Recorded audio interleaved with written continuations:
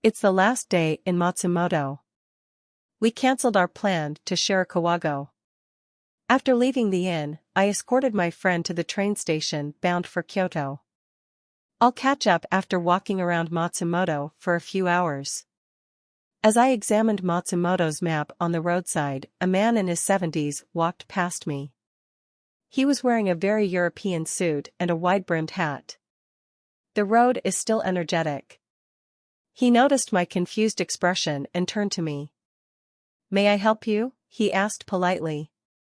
I was a bit surprised. Japanese people rarely speak English.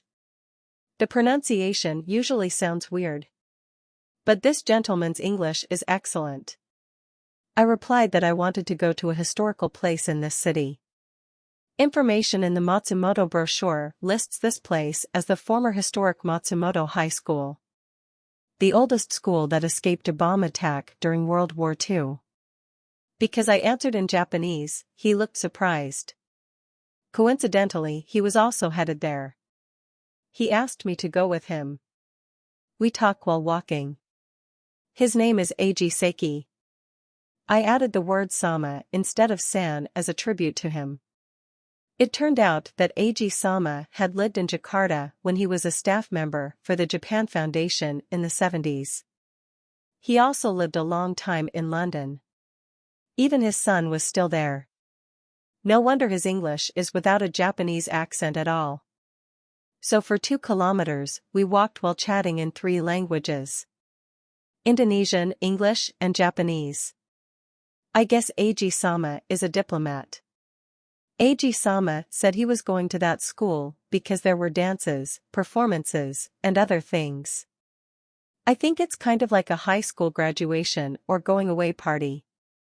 When I arrived, I admired the place. The campus is beautiful. Rows of tall trees, there may be a century old. The building currently used by high school students turned out to be a boarding school built in the 18th century. I immediately got ready to leave as soon as I found out that the event in question was not a farewell party for junior high school students. It's a 50-year alumni reunion event for Shinshu University. "It's fine," Eiji-sama said when he saw me turn around. "Be my guest," he continued. Then he spoke to the committee to let me in. I feel reluctant. We had only met a few tens of minutes ago, and suddenly I was present at a grand reunion that required confirmation of the invitation and a fee of 3,500 yen per person. Eiji-sama let me in after paying for both of us. I received a goodie bag and ID. I filled out the attendance list, writing it in katakana. While the committee is looking for additional seats, Eiji-sama introduced me to his friends. We sat at a table with 6 to 7 people each. The atmosphere felt like a company banquet, but it was during the middle of the day. "This is my good friend," Eiji-sama introduced me to someone who had just arrived. We studied undergraduate and postgraduate studies at Todai. I went to London, and he went to France. Eiji-sama's good friend smiled kindly and greeted me in English. "Good friends arrived at Todai?" I asked. "Yes," Eiji-sama nodded. "Most of the alumni of this school go on to Todai. I think the graduates of this school are intelligent people." Todai is an acronym for Tokyo Daigaku, or the University of Tokyo. This is a top university in Japan. For the next hour and a half, I was busy taking pictures, capturing every greeting, dance performance, and marching song that I didn't understand. I leafed through the book of song lyrics, observing the row of kanji that I no longer remember. Food is served. I eat fruit, vegetables, rice, and tofu and avoid other foods. Drink the juice then while pushing the beer aside. I said goodbye to Eiji-sama before the event was over.